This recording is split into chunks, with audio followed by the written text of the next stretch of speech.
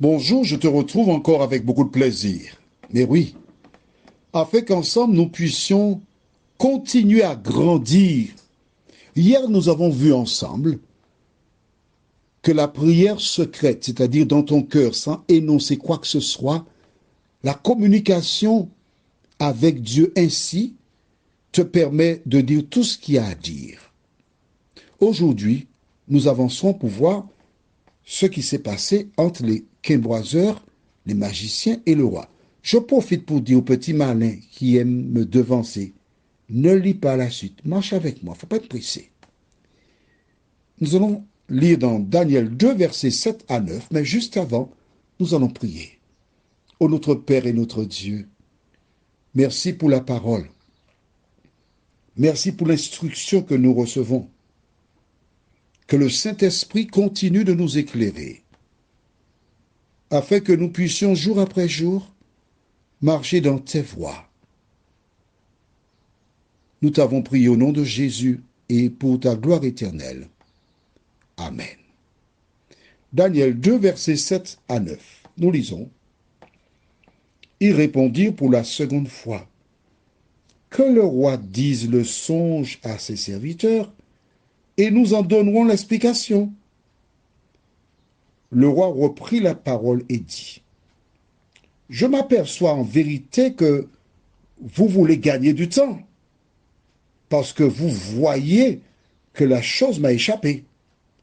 Si donc vous ne me faites pas connaître le songe, la même sentence vous enveloppera tous. Vous voulez vous préparer à me dire des mensonges et des faussetés en attendant que les temps soient changés. C'est pourquoi dites-moi le songe, et je saurai si vous êtes capable de m'en donner l'explication. Waouh! Les têtes commencent à chauffer. Les quimboiseurs commencent à faire appel à leurs collègues, aux psychologues. Dis-moi, qu'est-ce qui va là? Peux-tu me dire, est-ce que c'est un piège que le roi est en train de tenter là? Il veut se débarrasser de nous. Essaie de parler avec lui pour voir ce qui se passe. Parce qu'il semble qu'il souhaite se débarrasser vraiment de nous. Les psychologues adroitement cherchent à découvrir et ils donnent à leurs camarades la réponse. Non, non. Il semble être sérieux, c'est pas une blague. Hein. Il a vu quelque chose, il a eu un rêve vraiment, et il ne lâche pas l'affaire. Hein. Comment comprendre cela? Un jour, j'ai une connaissance qui a loué un espace à un monsieur étranger, et quelques temps plus tard, il découvre qu'en fait, que ce monsieur est un voyant. Bon, il a signé un bail de 3 ans, il attend au terme des 3 ans pour demander à ce monsieur sa maison. Mais entre-temps, ce monsieur a des problèmes financiers, il ne paie pas le loyer. Alors un matin, il se décide d'aller, il arrive dans la salle d'attente, il s'installe. Oh, la salle d'attente est bondée de personnes hein, qui attendent leur tour. Quand la porte s'est ouverte, le monsieur s'est levé, il a dit au monsieur, bon, excusez-moi, j'ai besoin des clés de ma maison, vous laissez ma maison demain ou plus tard. Parce que cela fait 3 mois que je n'ai pas le loyer, vous laissez. Les gens commencent à lui dire, monsieur, attention, ce monsieur-là, il est fort, hein, ne faites pas ça, vous aurez des problèmes, vous allez mourir. Il s'est mis à rire. Il a dit aux personnes, vous ne voyez pas, vous êtes des imbéciles. Vous croyez que ce monsieur peut faire quelque chose? Il va. Mais s'il voyait, il aurait su que je serais venu ce matin pour lui demander ma maison. Réfléchissez un peu. Dans la journée, le quimboiseur a déménagé. En lisant ce passage de la Bible je pense toujours à cet homme. Parce que ce qu'il a vécu confirme que ces personnes ne voient rien. Alors attention, attention, entendons-nous bien. Le diable peut provoquer des situations, transmettre des informations à ses agents qui te raconteront des choses que tu reconnaîtras comme véridiques.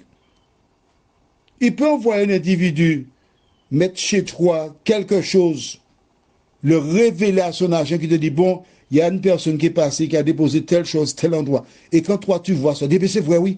Ah, tu crois. Mais la Bible te dit que le roi Nebuchadnezzar avait des magiciens, des enchanteurs.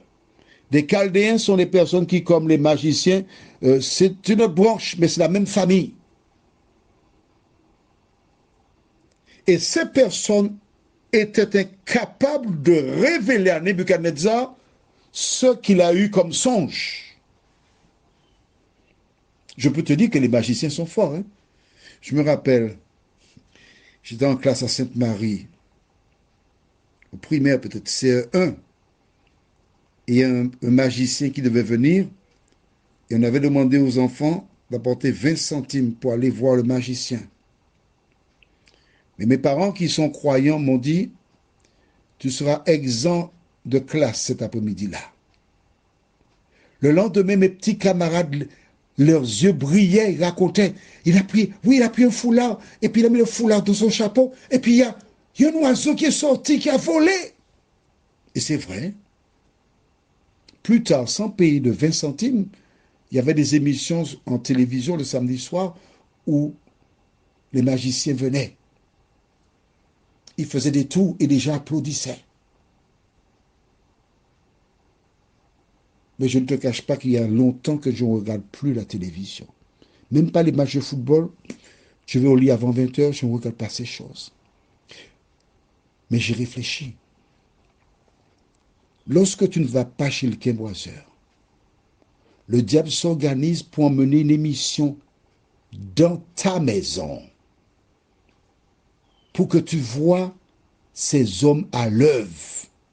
Il fait de la publicité, de la promotion pour te faire croire qu'ils ont un pouvoir, qu'ils connaissent, qu'ils peuvent transformer ta vie, tes affaires. Écoute-moi bien. Quand tu vois un tour de magie à la télévision, on a annoncé, je te donne un conseil, tu fais ce que tu veux. Éteins ton téléviseur. Parce que c'est ouvrir ta maison aux ondes diaboliques. Parce que en regardant ces choses, tu es en train de donner du crédit, de croire qu'ils ont un pouvoir.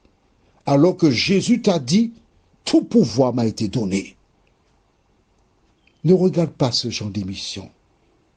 Parce que ça glorifie le diable. Et si tu dois glorifier quelqu'un, c'est l'Éternel désormais. Que penses-tu? Ces hommes étaient incapables.